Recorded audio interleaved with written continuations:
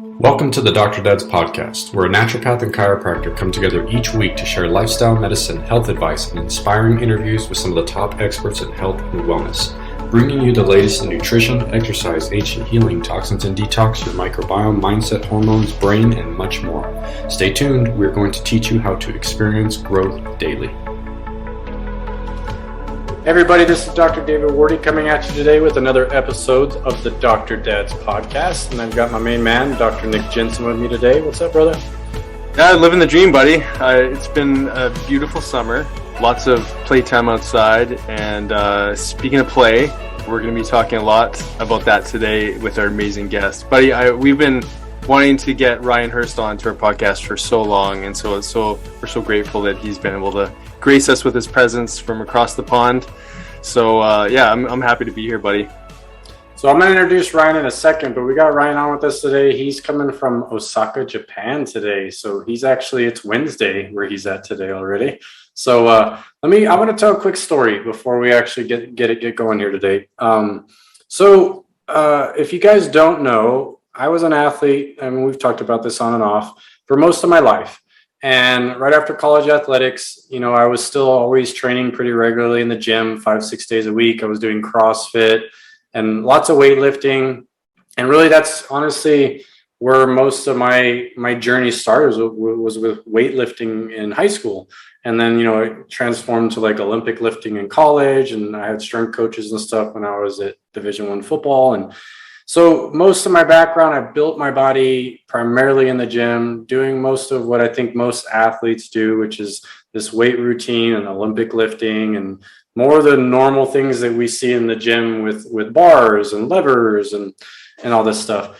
And then interestingly enough, on this journey, even in college, I would always have some form of joint pain on and off, whether it was my knees or my hips or my shoulders would start to bother me, or stiff spine all the time. And moving into my latter 20s, it was just a constant. Here I am thinking, okay, I'm supposed to be fit. I want to be in the best shape of my life. But the reality was I was in pain and I was stiff all the time. I didn't feel mobile. I didn't feel flexible. I felt rigid. And I thought, okay, something's wrong here. This isn't, I'm missing something. There's holes in my armor. I've got to figure something out. So, I was telling Ryan before we started recording, but I said, look, right around 30, I just said, you know what? I'm done. I'm going to stop lifting weights. I'm going to completely go back to the drawing board, and I'm going to put a different stress on my body, and let's see what happens. So back then, I think I weighed around 185, a little bit stockier and thick looking in my physique. And I literally started with Ryan's programming. And for all of our listeners, it's called GMB Fitness. I believe it stands for Gold Medal Bodies. And I run across this guy's website. I'd heard on some podcasts, and he really sparked my interest. And I said, you know what, I'm going to try this stuff. So I started with his Elements program. And basically what you start up with this program is you're doing a lot of very foundational movements. He's got something called the bear, and you have the monkey and the frogger and the scorpion, and you're doing a lot of body weight primal movement type exercises where we're working on stability and mobility of the joints. But it was nothing like anything I had experienced. So when I first started, it was very difficult. I mean, you take this weight bound, muscle bound from weightlifting, and you start trying to do some of these movements that you think are easy. And then you get through them and you're like, holy crap, this is not easy to do. And what that did for me, instead of discouraging me, it actually motivated me to be I want to get really good at this. I want this to become easy, where it looks like the way Ryan's doing it in the demonstration videos. So I committed myself. And honestly, for 5 years straight, I got all the way through his Elements program to where I did all the progressions. I could just flow through these movements effortless. And along that journey, some amazing things happened. All my joint pain went away. My mobility in my body, my joints, my spine, everything, it was tenfold from where it was before I started his program. The other big piece of that was I got stronger. So when I went back to lifting weights right around 35, I noticed I was a whole lot stronger with all of my lifts, and it just felt different. But the thing that I thought was the coolest amongst all the changes was my entire body changed. My physique actually changed. So the body that I was always trying to build, this lean, dense muscle instead of bulky, still keeping my strength, but not feeling like I'm swollen all the time. I ended up having this nice lean physique, and the physique that I've been trying to strive, I think, since I was in high school, I finally was able to achieve.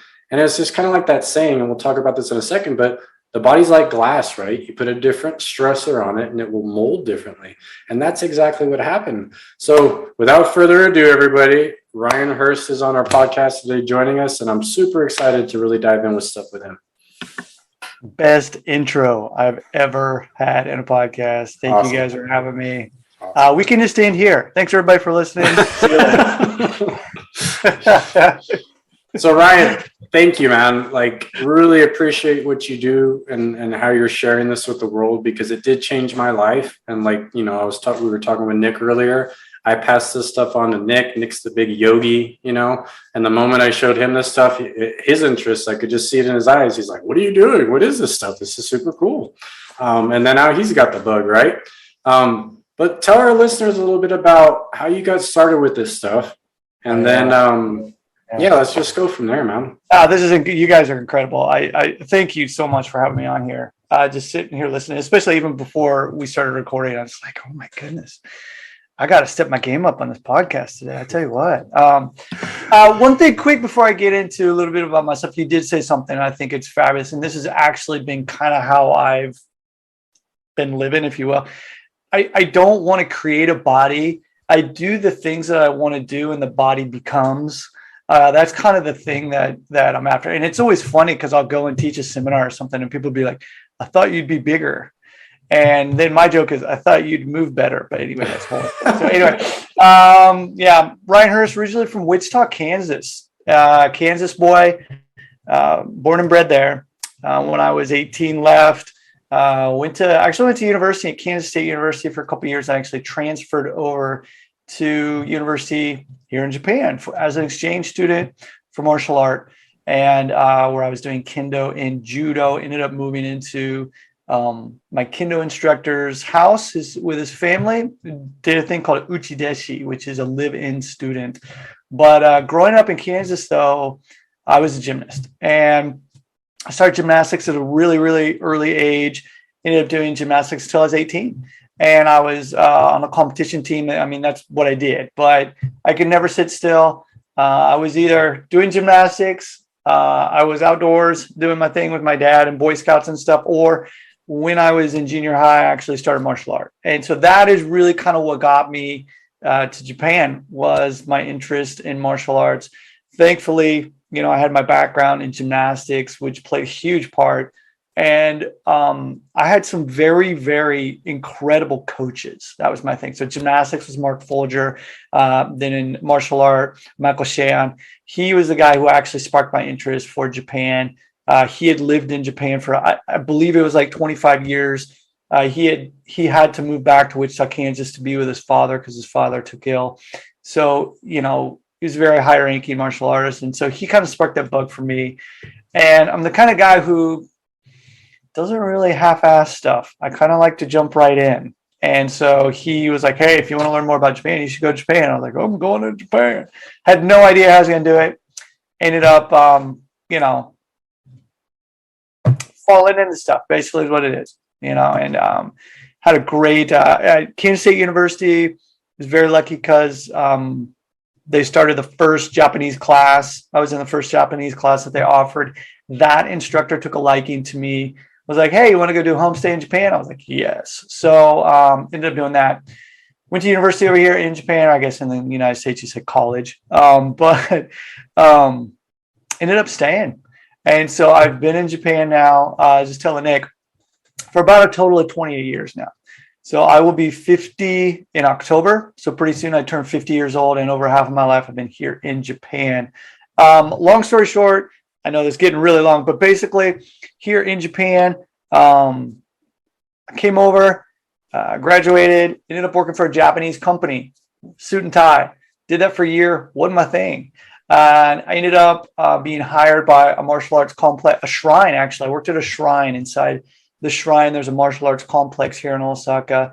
I worked there for 8 years. And during that time, studying martial arts. I was interpreting and doing translation work for them. Got the opportunity to sit in on all these martial arts classes, but also ended up going deeper into my fitness side of things. Certified in yoga during that time. Got really, really interested in not just how to tie a person up in a pretzel or take them down, but actually how can I start basically not being hurt all the time was my key. So it was very selfish in the beginning, which I think is actually quite important for all of us in the beginning, is being very selfish about yourself and trying to figure stuff out. And then my boss at the time was just like, hey, you should really pursue a bit more of this. And I ended up going back and studying more with that. Ended up working with an organization in the United States. I was still in Japan, but I joined this organization and ended up working my way, and I became the program director. So I basically ended up starting to write a lot of their programs for them. Ended up traveling around the world. So each month I would go somewhere and teach in the world. And that's where I met my business partners, Andy and Jarlo, here in GMB. And so I was actually teaching at a seminar I was assisting and teaching at a seminar, and we were in Washington State, and Jarlo was there and was teaching the stuff in this particular fitness organization. And during the break, though, I was doing my own thing. So I was moving around, and I think there was like a pair of parallettes or something like that. And I was doing some tricks and stuff on there. And so people were like, hey, can you teach us that? Because that wasn't the stuff that was in the seminar that was being taught in the seminar. And on the car ride back, Jarlo was like, hey, man, you should be teaching this stuff. And I was like, ooh, what do you mean? And he was like, yeah, for real. And on that car ride back, Jarlo and I decided, yeah, we're going to start a company. And Jarlo came up with the name Gold Medal Bodies. And the name for Gold Medal Bodies is actually kind of tongue in cheek. It wasn't that we're trying to be Olympians or anything. It was, what does a gold medal mean for you? And because we're all different and we all have different bodies. So our thing was, okay, using these movements in order to help you to be able to do the stuff that you want to do better. And that's kind of where it all started. And then, back here in Osaka, I had a gym, and Andy was training at my gym, and I met him through this organization. And it was just, the three of us were just like, hey, let's just try something. And we did. I mean, that's really what it was in the beginning. And Jarlo sent me a pair of gymnastic rings. And this is not right after, but it was like a year, maybe a little longer. I blew my shoulder out in judo. And so I competed in judo for just so long. And during one of my matches, I actually blew my shoulder out, a slap tear, ended up having to have surgery on that. And just realized, I can't be training the way I used to train. And so basically, David, is similar to what you were saying. When I was doing judo, I was doing 2-a-day training sessions along with my fitness and trying to keep up, and things like, heavy deads, lots and lots of pulling exercises and things. And then I was training, and I had some great opportunities to go train with some amazing people in terms of judo and my other martial arts. I ended up was on the not a police officer, obviously, but in the police station, they had the judo team. And so I was a part of the judo team and competed as a civilian, of course, on the judo team there, and had the opportunity to train some other places. But it was brutal. It was like every single time I got on the mat, it was, hey, white boy from Kansas, come here. We're just going to like wipe you up and down the mats. And that's how it was. I was just beat up. I was just beat to shit. And that was, really a big stimulus for me, trying to be like, how can I keep from just being injured all the time and not feel like crap the next morning after all these brutal training sessions? And that's when things changed. And I was like, weights are maybe not the best thing for me right now. And so after that shoulder injury, that's when everything really changed. And we decided, hey, let's try this. And that's when we came out with our first program. It's actually our second program. Our first official program was Rings 1, and a really original name for a program. But we decided to do everything online, and we ended up becoming like one of the very first companies in this niche, if you will, to do that sort of thing online, and just grew from there. So there was a very long intro about myself. Apologize for the rambling. So yeah. The origin story is so important though, like, and to hear where it all started. It's funny when I heard the name Gold Medal Bodies, I was like, that doesn't seem to match what I'm learning. And then so to actually, so to hear you explain it though was actually really helpful. Yeah, and so our name has actually changed, and so we changed our name to GMB Fitness, which is hilarious because we don't consider ourselves a fitness organization. This was more a marketing strategy, if you will. Andy's brilliant. Andy, okay, just throw everything out at you guys. I never thought we would be like a company. We were just three guys who wanted to create cool shit. I mean, that was our business plan. But Andy's just really brilliant when it comes to when you're looking at like marketing and when you're looking at like, how can we present this stuff? Then you got Jarlo, physical therapist, very high level physical therapist, very learned in terms of that. The three of us, though, all of us are martial artists. With my background, it's just simply movement. If I marketing, no, I'm not a business guy. But if you throw me in a room when you talk about movement or martial arts, I'm just like, yeah, let's do it, And so it was really great that the three of us were able to get together and kind of put our minds,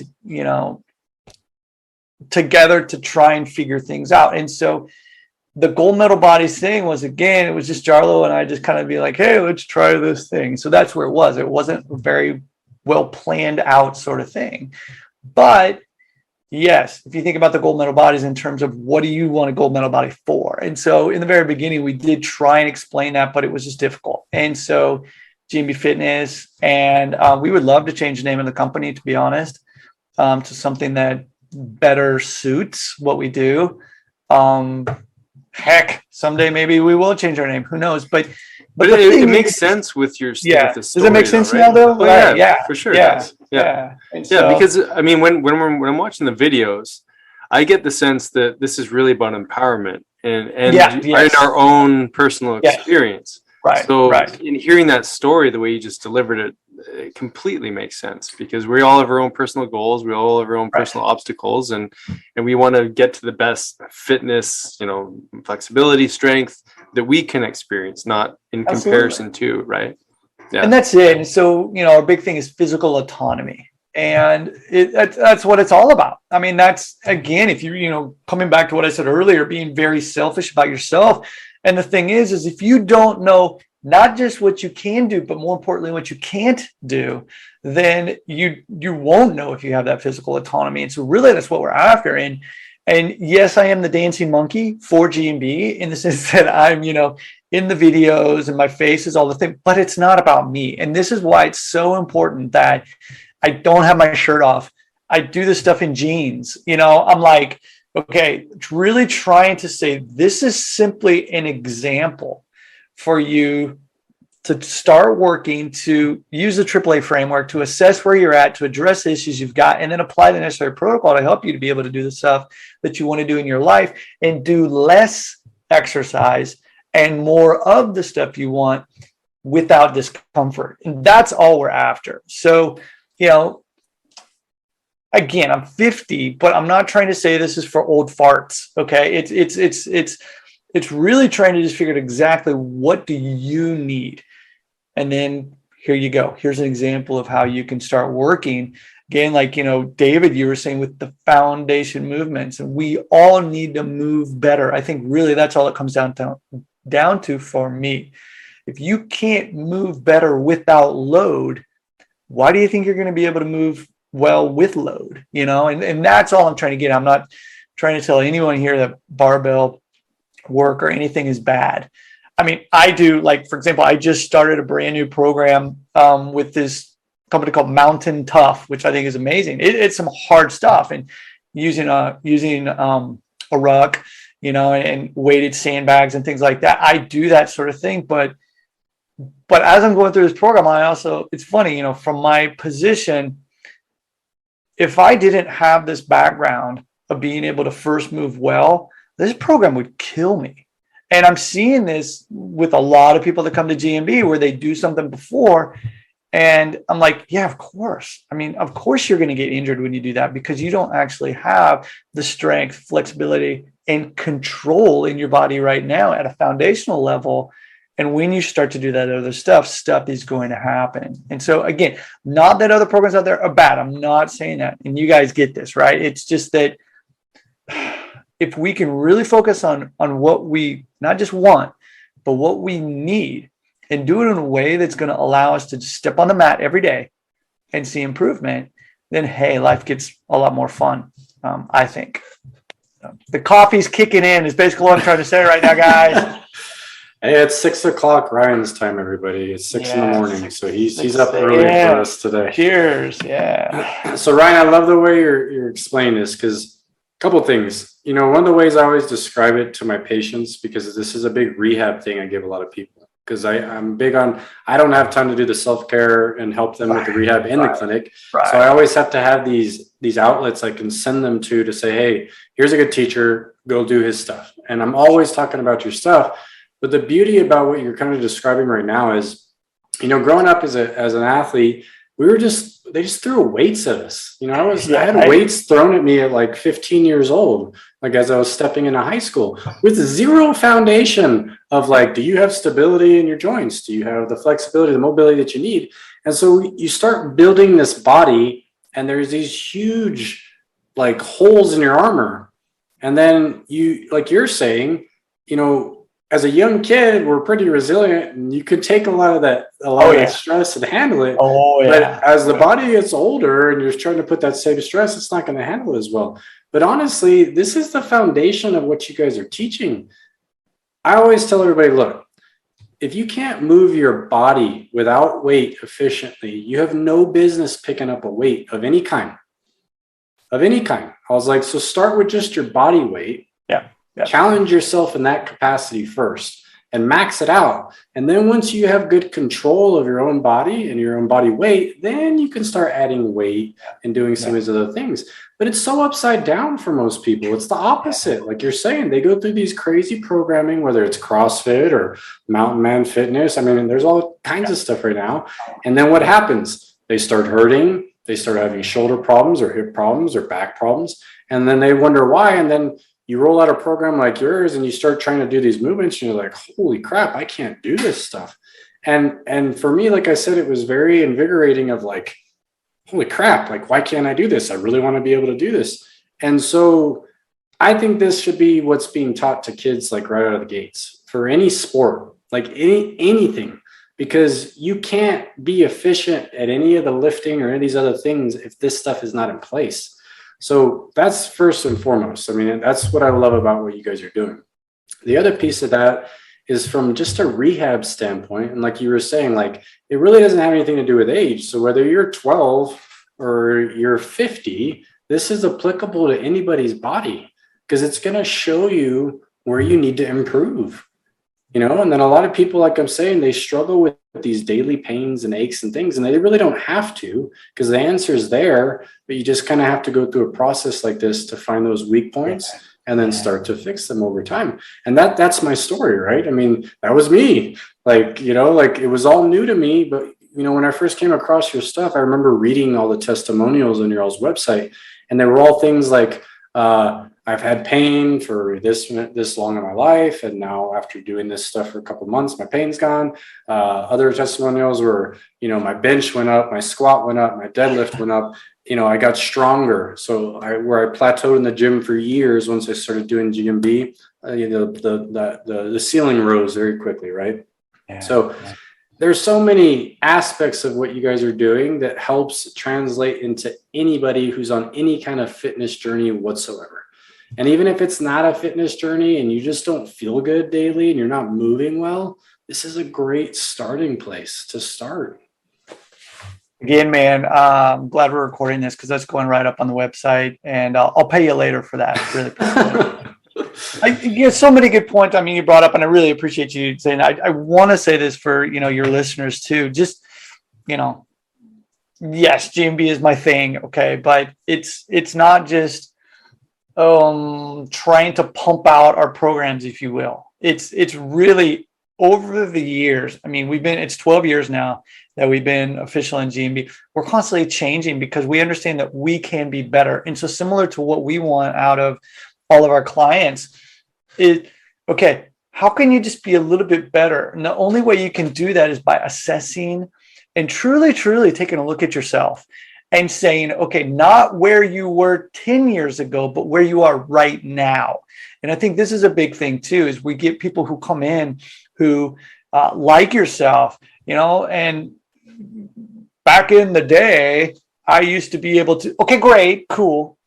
Okay, now it's different. All right. It's not that it's good or bad. It just is. There's your Zen for the day, right? It's you've got to really, really figure out where you currently are right now. What are your limitations? And so again, we're not trying to say, find where you're bad, where the things are bad, and then just do that. No. We're just trying to make sure that, I'm going to cuss, sorry, so that you don't break your shit, you need to figure out what your limits are, and then you can start expanding and working outside that box. But the trouble is that we have a lot of people who come in thinking that they're still 25 years old and they, or 20 or whatever. And, back in the day when I was a, D1 wrestler or something like that, and they come in and like, oh, that's easy stuff. And then they try and rush through everything. So this is another key point that we're after, is slowing everything down.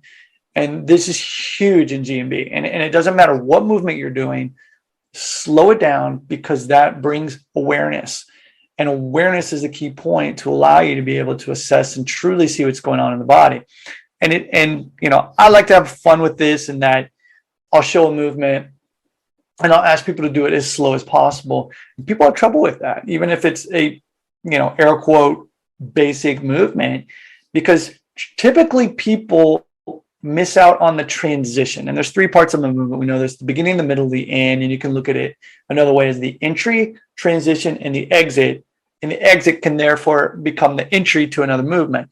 And the thing is going in and out of a movement might be okay, but it's that transitional movement where people have issues. You look at this on the football field, American or, English football, whatever you want to look. But when people are cutting, the injuries don't happen when you're standing still. They happen in that transitional period. And so if we're able to learn how to transition our bodies through space better with control, then hopefully these pains and aches will dissipate or won't be as prevalent as before. And so again, it's also just dependent on what you need. And so just because, again, maybe you were a D1 wrestler or something like that, doesn't mean you need to train like that now. If you're a father and your sole goal is to wake up and sit in front of a computer because you are a program designer in terms of like IT or something like that, well, okay, your goal has now changed. Your goal is to be able to do your work better and to be able to be a good father who can provide for your family. And this is a big thing with me, especially because we have a lot of people who do martial art. Obviously, Brazilian Jiu-Jitsu is, my love right now. I don't train the way I used to train, like when I was in judo. Before, when I was in judo, I was competing every day. That was kind of sort of my job in the sense that I worked at a martial arts complex, right? Now, no. And so all I want to be able to do is step on the mat and enjoy the practice for as long as possible. And so what I'm trying to get at is, if we can learn how to reframe the way that we use our workouts and apply that in a way that truly, truly fits our lifestyle, instead of trying to make a lifestyle out of working out, I think it would be a lot better.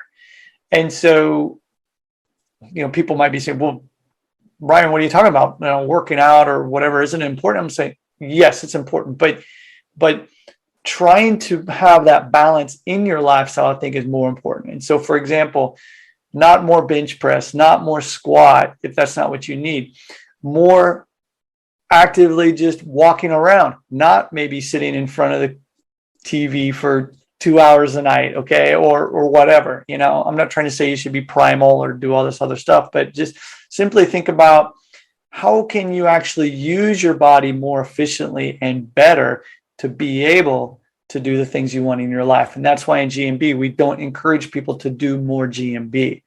We want you to only do the amount that's going to help you to be able to do the other stuff in your life, and then go surfing, go play with your family, go play on the monkey bars, go whatever it is you want to do, and enjoy life. So, yeah. Nick, I think I loved how you, sorry about that. I loved how you brought that in, because really what you're asking for is a total paradigm shift. And I think back to, I used to play college basketball, and it was all about what's your weight on the bench, or what's your leg press, or what's your squat. Like, isn't it interesting how anything in the past was always, or, in that mindset, in that paradigm, everything is about hitting a certain number. And we were just sort of like comparing ourselves to what we could do based on what others are doing. And what you're asking for is a complete way to look at things differently. I can't tell you how many people we do a lot of hormone support work for men, women as well.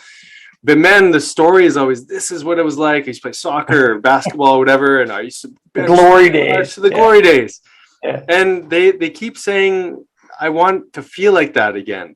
And I want to, and it's like they haven't stepped into their present time consciousness. They haven't actually assessed what is it that I want going forward. They just think about where they were in the past. Exactly. And so you bring this teaching, and this is what I wanted to bring people up to speed with regards to, the IT workers, the people in the computer desk, the people who don't have a history or a story of being an athlete. You're just living your life, and you want to feel, move better, and increase your strength, what have you. Your goals are going to be different. Your orientation from the past is going to be different, because maybe you never really did exercise. But this is an opportunity for you to, where I was hoping you to get into the 5 Ps, because I think the framework for people to appreciate this who weren't even athletes before is something you can use in so many different ways. But I just also wanted to highlight and thank you for bringing that mindset and the paradigm shift in, because each morning when I get on the mat with you, you're usually giving this really like Yoda moment teaching before we get into the actual, posturing and the different movements. It is beautiful. So, thank you so much. I think Japan has been really good for me in that way. In terms of, I made a little joke about Zen, but I mean, with my martial art, I studied Zen for so long, and I am far from Zen. I'll tell you that, in terms of being like super chill, especially right now after my coffee. But I think it is important, not just as we're getting older, but one thing that I wish I had when I was younger, and I think this is another reason why I bring up this sort of thing so often, is that how about we chill a bit more? And I'm not talking about just relaxing, but I'm talking about the way we look at things in terms of, I want to have 6-pack abs. I want to have this bench, whatever number or whatever, think something like that. That's why we don't use numbers in GMB. And everything is based upon duration of time, because my big thing is, I don't care how many repetitions you can do. I really don't.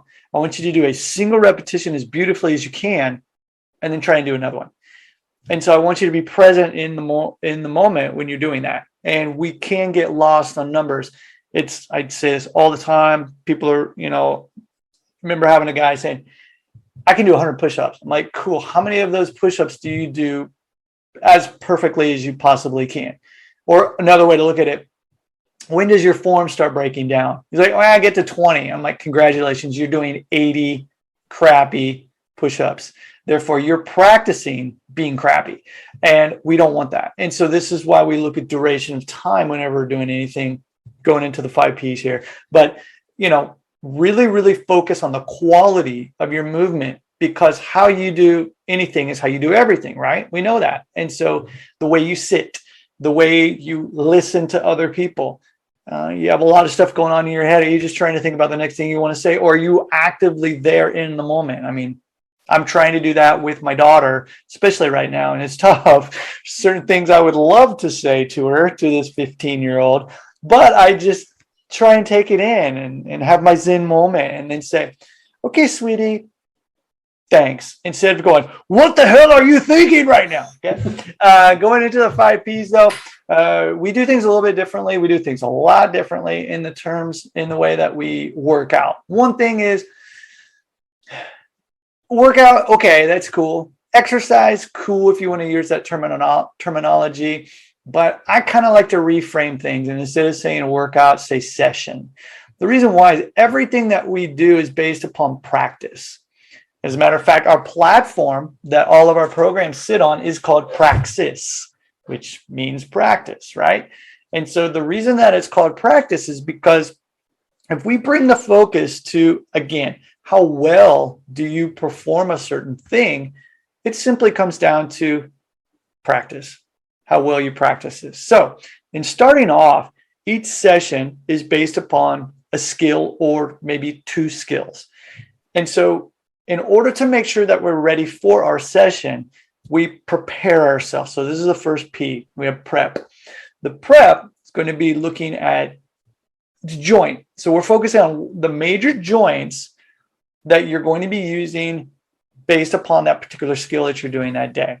So let's say, for example, that we're going to be doing a movement, which is the Frogger. Now, to explain what the Frogger is, just imagine sitting in a squat, placing your hands in front of you, loading your arms, and then pulling your feet forward back into that squat. Okay, so you're traversing forward, and it's almost as if you're pulling yourself forward with your hands on the floor. Now, obviously, there's a lot of things going on in there. We're looking at the hips, we're looking at the ankles, we're looking at the scaps, we're looking at the wrists. So what we want to do is make sure that our body is prepared for that particular movement. So what we'll do in our prep is we'll, maybe have some wrist exercises. We'll have some hip openers. We'll have some things that will get you ready for that movement. Now, our prep, though, is pretty quick. And the reason why is that we don't want to spend 30 minutes foam rolling and doing all that jazz. Okay, we want to just move the body a little bit and then get right into the movements. Couple reasons for this. If you need more prep time, that's absolutely fine. But if you really think about it, we want you to be able to get to a point in your life where you're able to sprint if you need to, squat down on the floor if you need to, do something without having to say, oh, hold on just a second, let me warm up my hip flexors. Okay. This comes back from our martial art days. Don't get me started on martial art warm-ups, especially Brazilian Jiu-Jitsu, because if you go to a class and you're doing push-ups and squats and crunches as a warm-up, your warm-up is flawed. I'm just going to say that, whole other topic. But basically, preparing your body using movement patterns that are going to be applicable and help for what you're practicing that day. So going into the practice, oh, and by the way, the warm up there, also, we're not looking at repetitions. We're looking at a time period. So for example, you might do wrist circles for 1 minute one way and then switch the other direction. Let's say, for example, maybe you'll do, ankle flexion movement, 30 seconds on this side, maybe 30 seconds on the opposite side, depending on what's going on. And again, the intention here is to bring awareness to what you're doing in each repetition, make sure that they're quality repetitions. Going into your practice, this is where you're practicing a movement that's maybe new to you. And so you always want to practice a movement in the beginning of your session. Why? Because you want to make sure that you're fresh. You don't want to be tired and then go into a movement because obviously the quality of movement is going to be lower if you're already exhausted. So especially if you're working on something where you're inverted, it could be dangerous. And we don't want you to do something that could possibly hinder the particular movement and cause injury. So let's say that the practice portion of that Frogger that I mentioned before is simply practicing your squat. How well can you get into the squat? Now, sounds pretty simple, right? But my goal pretty much, and we don't have like a roadmap in terms of, oh, you need to hit this before you move on to the next thing. We're not that way. Like you have to have a full, body weight squat, in order to do X. It's where you are right now. But what I'm getting at is my goal for everyone is what I want people to be able to get in and out of the squat in as many different ways as possible. It's not just squatting down, but it's, can you get into the squat from a seated position? Can you get in and twisting? And that really is looking at different ranges of motion. And that really, to me, means that you own that movement. And that's true physical autonomy to me. So it could be a matter of just practicing the squat.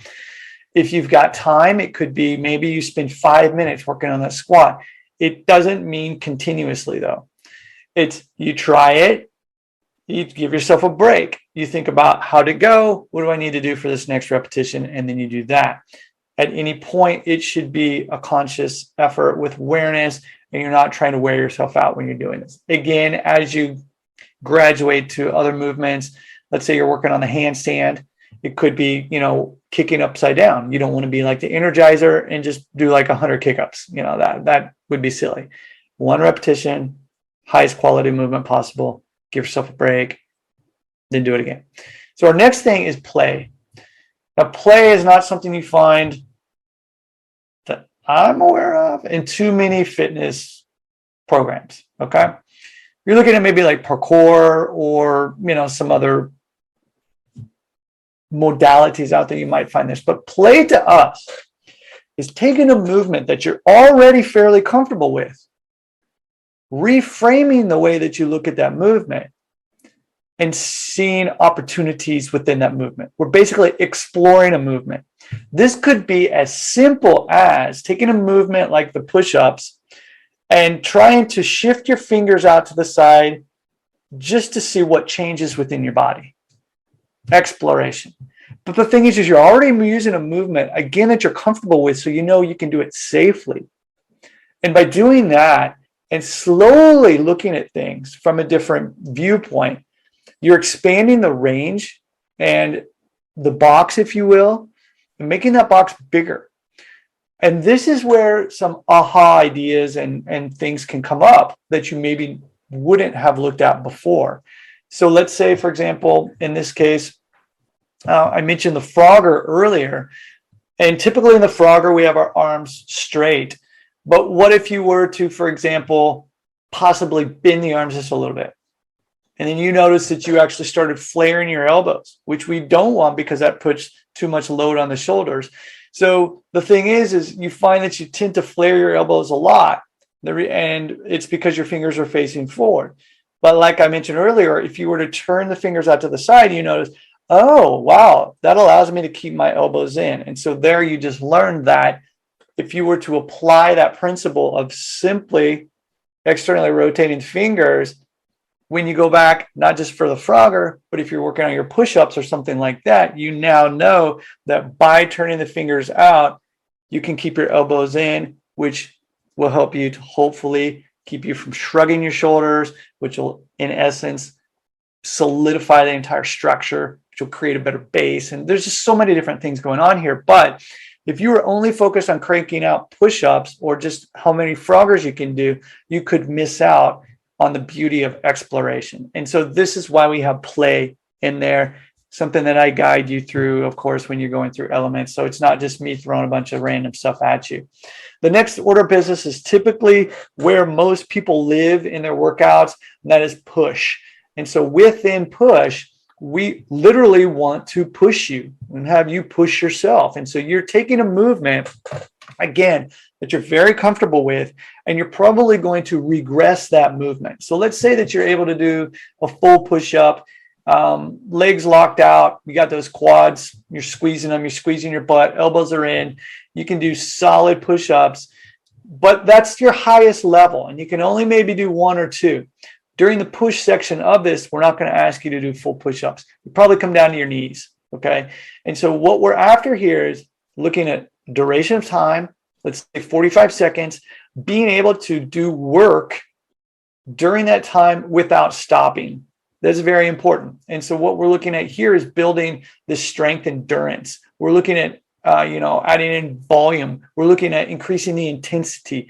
And the intensity in this case, again, doesn't just mean cranking out more reps. It's how can we adjust the structure to allow you to be able to hold good structure, good quality form, so that you can continue to do that movement in a way that's safe, that will lead to better strength, as well as flexibility and control, even when you're pushing yourself. And this is a tough one because most people are of the mindset that in order to work hard, you need to work fast. You need to crank out as many repetitions as possible. Work out with me once when we do chin-ups. If you can crank out 10 kipping pull-ups or whatever, cool. Try to do one chin up with me then. And a lot of people, I love it when I go to seminars and we have some big boys in there and some pretty, women, we never really see this because, it's not like, oh, I've got the ego. It's all guys because we're idiots, right? And get up on that bar and I'll be like, all right, do a chin up with me. And they're like, oh, I think I'm going to die. And they're shaking and stuff. It's because of the way that I ask people to do things. And I'm not saying it's better than everybody out there. It's just trying to bring a different awareness to the structure of your body while you're doing it. And by doing it in that way, it's going to help you to get stronger, again, improve flexibility, range of motion, therefore in motion mobility and the control. And I keep coming back to control because the way that you move your body, as we mentioned before, is how you're going to be able to do everything. And so if you don't have control, you're not going to have control and balance in your life. And that's how I look at it that way. So that's the push portion. And for a lot of different ways that we do this, but this sets, looking at maybe supersets of something. I like to use circuits a lot when we do that. Depending on the goal, of course, is going to be different. But we always follow up and end with the ponder section, which is simply where you take a little bit of time and you think about what went well, what could you have done better, and what do you need to do in order to make sure next time your session is even better. This could be like 30 seconds of just contemplation, and lots in there. But really, the three of us, Andy, Jarlo, and I, from a martial art background, that's kind of like a martial art practice, if you will. And quickly to go through that prep is just that warm up. Practice is where you learn new technique. It can be a new punch, it can be a new strike, it can be a new throw, it can be a grappling movement.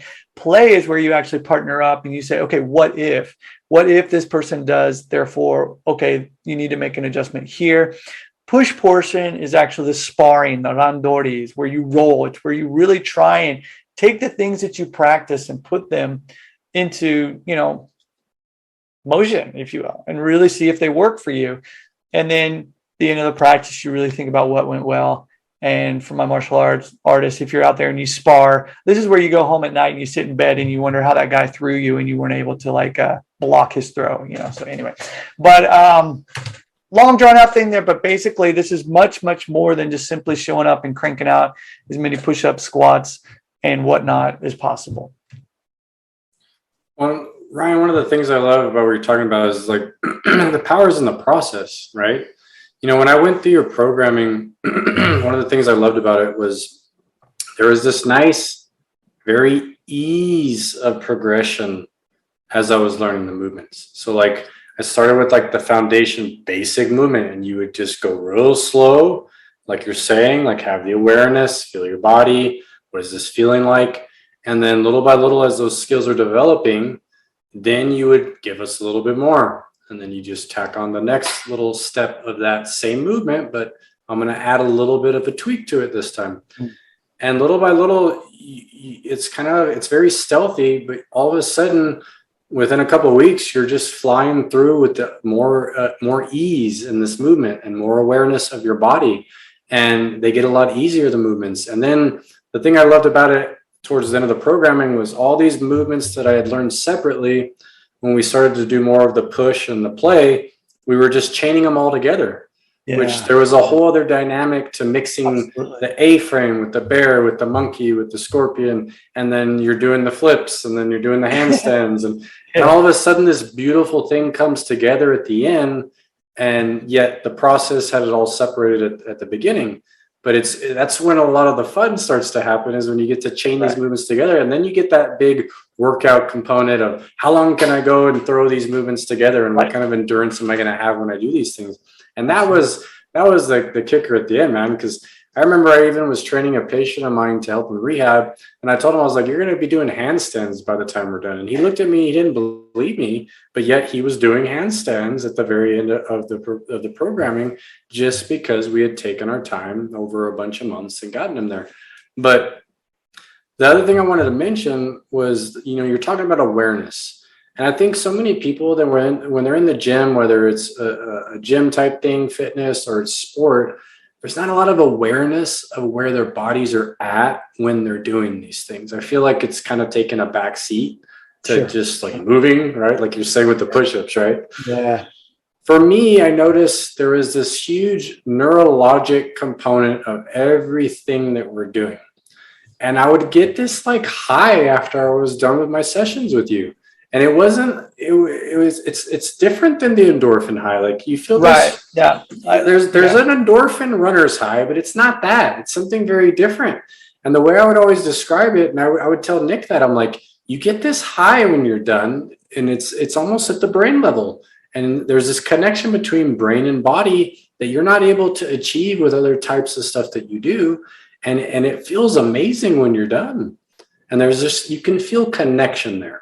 So that's the big thing that I want to hit home, was the awareness, and that there's a big neurologic piece to a lot of the stuff that you guys are doing. And that's the thing I love about it. You just feel like you're getting more connected with everything at the nervous system level. And it feels great. I mean, that's what you feel, right? That's what's translating into, I'm feeling better when I'm moving now, or, when I sit longer periods, I can get up a lot easier. I'm not so damn stiff anymore. Or, I can play with my kids and pick them up and throw them on my shoulders, and, there's with ease, right? So it's the beauty is the translation, like you're saying, into life that you get from just doing some of these things, because a lot of these normal things that we take for granted that hurt or don't feel good or feel uncomfortable when we're doing them, they all just kind of disappear and dissipate very quickly when you build some of these foundational things that we need to work on. Well, that's interesting, that you bring up the fact of that awareness. I think, again, it's appreciate everything you're saying. It's whenever I'm trying to do something, I'm really trying to, okay, we're not a fitness company, we're an education company. That's what we are. And we're just trying to help you and everyone there be more aware, again, of what's going on in their body. And the thing is, the movements that we're using aren't easy. And you have to use your brain in order to do these movements, the coordination that it takes to be able to do these. And I feel that thanks to that, it doesn't allow you to think about other things while you're doing it. And because of that, you're in the moment, because you have to think about, where does my hand go? Where does my foot go? And I think, to me, I don't really want to say this because a lot of people are, but it's sort of like a moving meditation, if you will. It can be that way. And we're not trying to be all woo-woo about it. But really, I want people to feel better after the session than when they started. And me growing up, mainly when I was during my judo time, I don't think I ever felt better after any session. I felt better after my martial art practice. And there were days where I didn't want to go, right? I mean, every single day, I was training, and sometimes twice a day, like I said, and there were days where I'd be like, I don't want to go today. But I don't think there was ever a single time that I didn't feel better having not gone. And what I want is for people just to be able to go, okay, I'm going to show up today. It doesn't matter how much I'm going to do. I'm just going to show up. And so that's why I'm really big on, just step on the mat and do the prep. And this is worked into elements as well. It's, you do your prep, and then there's a button that says, how are you feeling today? You ready to rock it? Or do you need to take, a lighter session? Because I want it to be where it's adjusted according to how you feel that day, to allow you to not only get in your workout, but to feel better after the session. And more importantly, remember that you're not a bad person for not crushing it that day. And I think this is a huge difference too, that I talk about forever. But, there's so many fitness places out there that, no pain, no gain. You've got to, earn your calories or earn your rest time or things like that. And great, but let's just try and feel better about where we are in our life right now. And the better you feel, the more you're actually going to be able not to do, but realize you don't have to do as much because you're being efficient. and because you are feeling better. But when that happens, you'll actually want to continue with it. And that's really what we're after there, is being able to continue for as long as possible. I don't want to live longer if I don't feel well. I'm looking at health span rather than, longevity, if you will. And that's kind of what we're after when we're looking at these programs as well. And if we're talking about integral strength, which, maybe the next step after elements, is really where you start looking at the strength component, where you're doing chin-ups, you're doing these Spider-Man movements that I have, which are staggered walking, push-ups, you're doing shrimp squats, you've got the L-sit in there. We've got an option to use the gymnastic rings or a bar. It's that other level. But the thing is just because we are working out using things that you might see from the fitnessy place doesn't mean that the principles change. I always want you to feel better after your session, so that you can continue to step on the mat for whatever way that means to you that day. I'm with you on the meditation, man. Like I tell people all the time, there's active and passive meditation. Yes. What you guys are doing is totally active meditation. Like you're in the motion of doing something, but you're right. There is this huge meditative aspect of having to be present with everything and all of your body when you're doing it. So, I'm curious, Nick, you have a huge background with Kundalini and you've been doing this stuff. What would you tell me, like you've seen? Because I mean, you've done both. I mean, what differences do you see with GMB stuff and then like the yoga? It's a little bit more stationary and a little more static.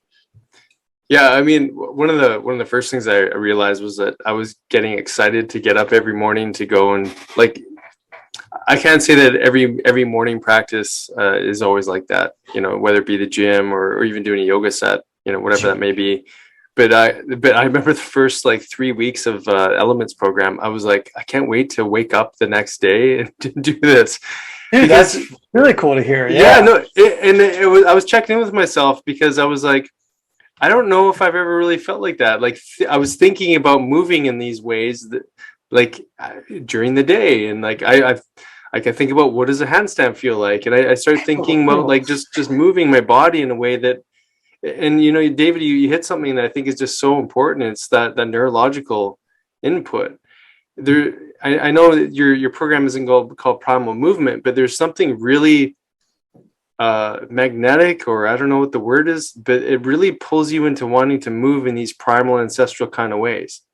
And so I do think that it's activating the limbic system or the ancestral brain, and then bringing it forward to the prefrontal cortex. So you're actually having to think about these movements. So there's this whole entrainment and this physiological wantingness to move your body in this way, which I wasn't expecting, and I definitely, even the first time David showed me this stuff, was like, I didn't quite get it until you laid out these 5 Ps and the foundation of what the Elements program offered, and then recognizing these like little mini victories and the subtleties and the movement that show up over time.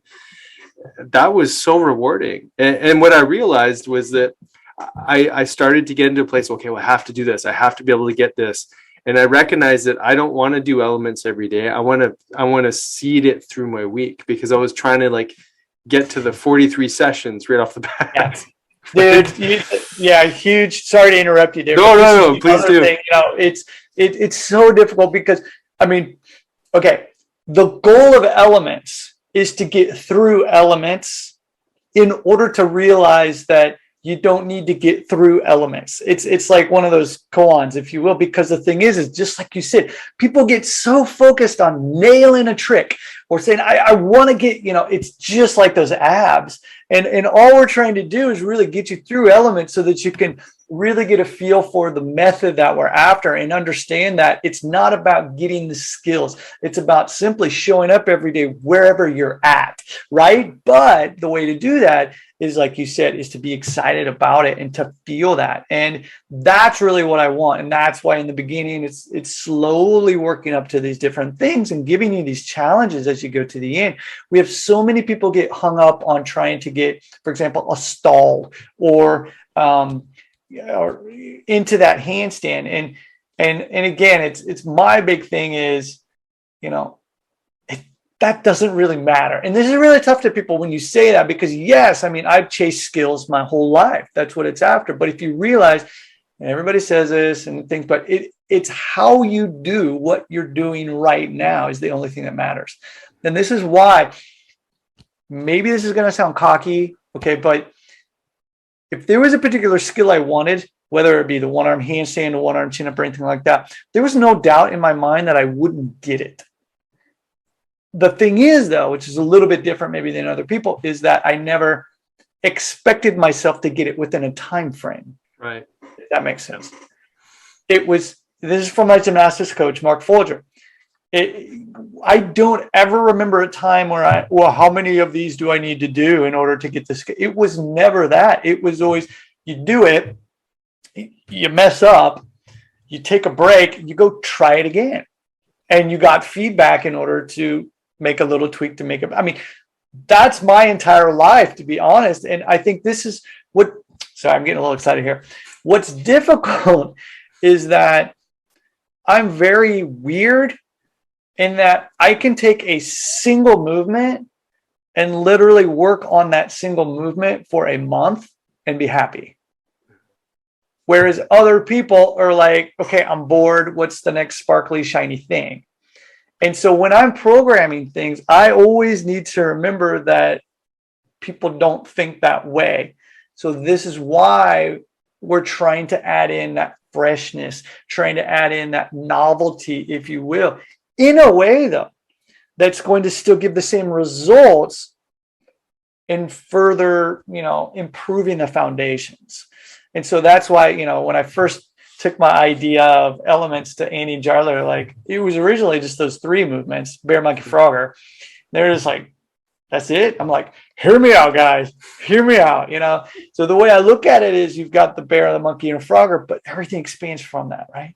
And then I reverse engineer everything. And I, was just like, okay, these basic movements. And these were movements that I was doing actually in judo for my warm-ups. This is over here in Japan. This is what the movements say. There's a lot of other animal movements, but I saw beyond where A-frame, handstand, inverted press, all this different thing as that foundation. But what I'm getting at is just like what you said there. It's that thing where I want people to want to do this, because that's how you're able to continue.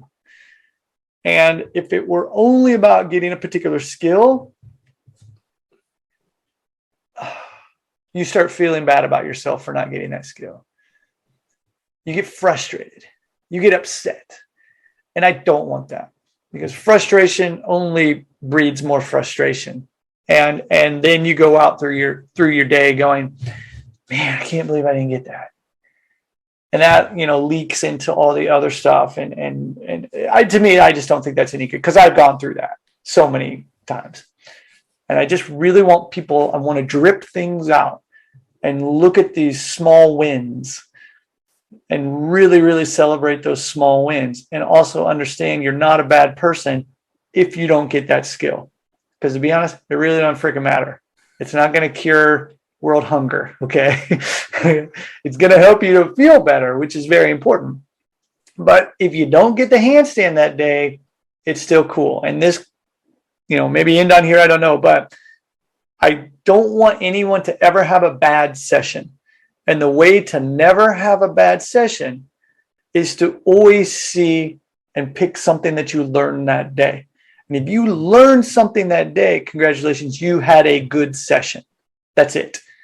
If you didn't get the handstand that day, that's fine. What did you learn? Oh, the reason I wasn't able to do it today was because actually I was up all night with my daughter who was sick, throwing up and everything, and I'm really tired, and I realized that threw off my game. And so therefore, it was good that I actually backed off and didn't do handstand today, and instead focused more on my shoulder mobility as well as my wrist strength. Win. And if you look at it that way, you're never going to have a bad session, ever. And that's really, that was a pivotal change in my life when I was able to start to do that and use auto regulation is basically what I'm coming down to. But it's amazing. I think it's a really good place for people to start to appreciate how this translates into life, right? Because when you start looking at your movement this way, like you said earlier, how you do this one thing is how you do everything. You know, I think of Robert Greene, his book Mastery. He talks really about this apprenticeship, right? The apprenticeship, like you got it there, yeah. I mean, that phase is one of the most important. It's where people also like give up because they can't.